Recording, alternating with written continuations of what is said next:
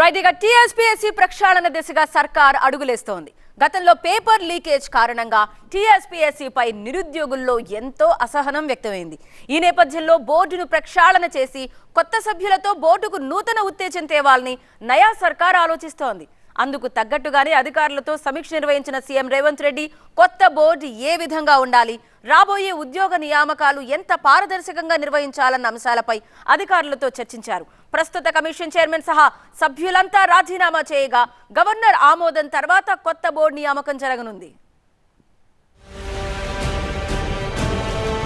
TSPSC ప్రక్షాళనకు Congress సర్కార్ చర్యలు.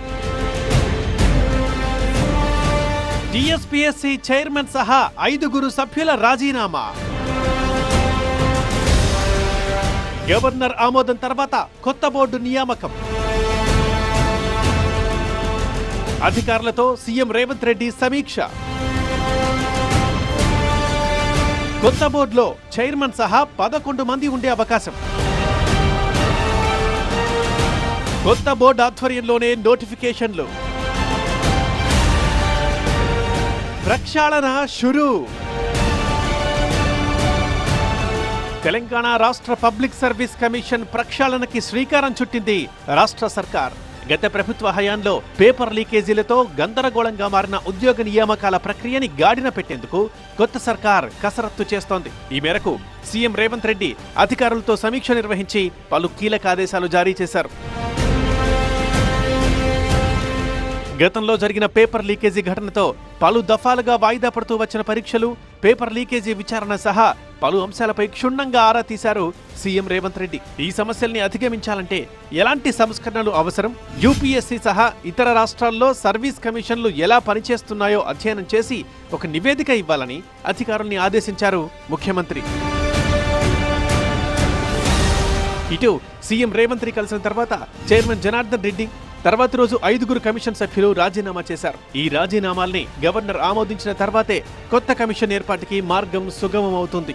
దీంతో కొత్త బోర్డుకు ఎలాంటి రూపు ఇవ్వాలన్న దానిపై సర్కార్ ఫోకస్ పెట్టింది. చైర్మన్ సహా 11 మంది సభ్యులతో కమిషన్ ని విస్తరించి ఏర్పాటు చేయాలని యోచిస్తోంది. ఎక్కువ మంది సభ్యుల నియామకంతో అన్ని విభాగాలపై పట్టుంటుందని భావిస్తోంది.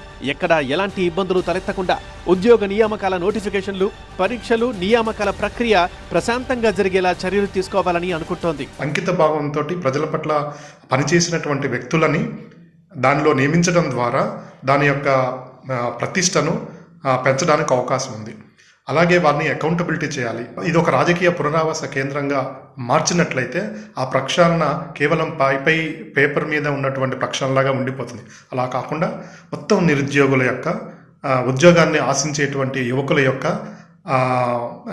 స్పందనలాగా ఒక వాళ్ళందరికీ ఒక భరోసాని ఇచ్చేటట్లుగా, వారందరికీ ఒక ఆత్మస్థైర్యాన్ని ఇచ్చేటట్లుగా. ప్రస్తుతం కమిషన్ పరిధిలో జరగాల్సిన అన్ని నియామక పరీక్షల్ని, ఆ షెడ్యూల్ ని విడుదల చేయనుంది కొత్త ప్రభుత్వం. కొత్త బోర్డు ఏర్పాటు తర్వాతే నియామకాలు చేపట్టనుంది.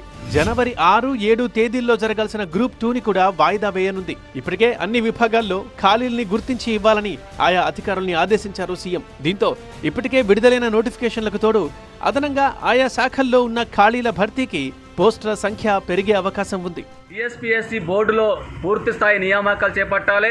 పూర్తి స్థాయిలో సిబ్బందిని, అధికారులను నియమించాల్సిన అవసరం ఉంది. పరీక్షల నిర్వహణ అత్యంత పగడ్బందీగా నిర్వహించే దానికోసం రాష్ట్ర ప్రభుత్వం, కాంగ్రెస్ ప్రభుత్వం పూర్తి స్థాయిలో నిర్దిష్ట చర్యలు చేపట్టిన తర్వాతనే పరీక్షలు నిర్వహించాలి. 40 లక్షల మంది నిరుద్యోగులు ఇవాళ రాష్ట్రంలో టీఎస్పీఎస్సీలో ఉద్యోగ నియామకాల కోసం అప్లై చేసుకుని ఉన్నారు. వారందరికీ పగడ్బందీగా, పారదర్శకంగా పరీక్షలు నిర్వహించాల్సినటువంటి బాధ్యత ప్రభుత్వం మీద ఉన్నది. కాంగ్రెస్ ఎన్నికల హామీల్లో భాగంగా జాబ్ క్యాలెండర్ ప్రకారం 2 లక్షల ఉద్యోగాలు ఇస్తామని ప్రకటించింది. దీంతో జనవరిలో జాబ్ క్యాలెండర్ ప్రకటించి ఉద్యోగ నియామకాలు చేపట్టనున్నట్లు తెలుస్తోంది. రాష్ట్రంలో నిరుద్యోగులు ఎంతో ఆశగా ఉద్యోగ ప్రకటనల కోసం ఎదురు చూస్తున్నారు. పబ్లిక్ సర్వీస్ కమిషన్ తప్పిదాలతో గత ఏడాదిగా గందరగోళంగా ఉన్నవారు కొత్త సర్కారైనా పరీక్షల్ని సజావుగా నిర్వహించి ఉద్యోగ కల్పన చేస్తుందని ఆశాభావం వ్యక్తం చేస్తున్నారు. అయితే కాంగ్రెస్ ప్రభుత్వం 2 లక్షల ఉద్యోగాల కల్పన ఇప్పటికిప్పుడు సాధ్యమయ్యే పని కాకున్నా ప్రస్తుతం వెలువడిన నోటిఫికేషన్ల ప్రక్రియని సజావుగా నిర్వహించే సవాలైతే రేవంత్ సర్కార్ ముందుంది.